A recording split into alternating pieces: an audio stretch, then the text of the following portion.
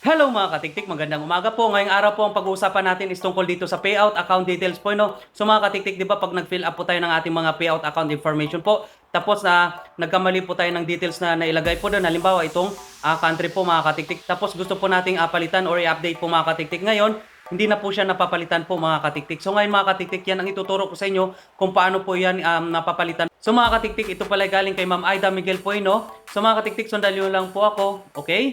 Kapag nasa Facebook na po kayo, punta lang po tayo dito sa inyong profile. Tapos, click po natin itong professional dashboard.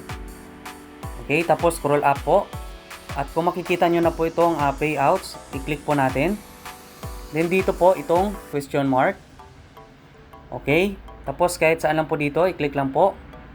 Tapos dito po sa payout account, dito po, how do I update my payout account or financial information? I-click lang po natin. Tapos, i-click po itong contact us. Okay, no? Kung mapapansin nyo na po, itong issue po is financial information po. Dito naman po sa payout product, click lang po natin ito.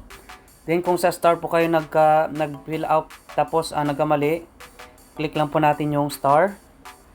Pagkatapos dito, okay, sabihin mo dito yung concern nyo po. So, halimbawa, hello, Meta Team. Ayan. Tapos, sabihin nyo lang po na nagkamali po kayo ng paglagay ng country po. Ayan. Tapos, send. Send po natin. Okay, pagka-send po natin mga katiktik, ito na yung ma-receive nyo. You will get a response in 1 to 2 business days. You can view response in your support inbox.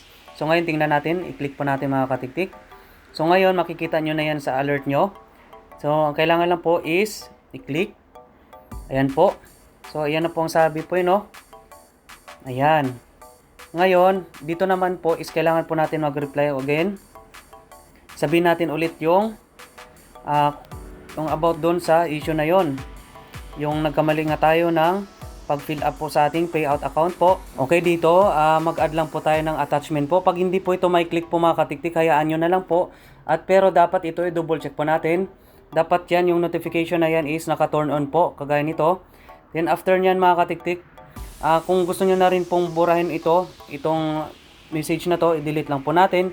Pero wait nyo na lang po si Meta po sa response niya po. Okay? Ganyan lang po mga katiktik, kasimple po no.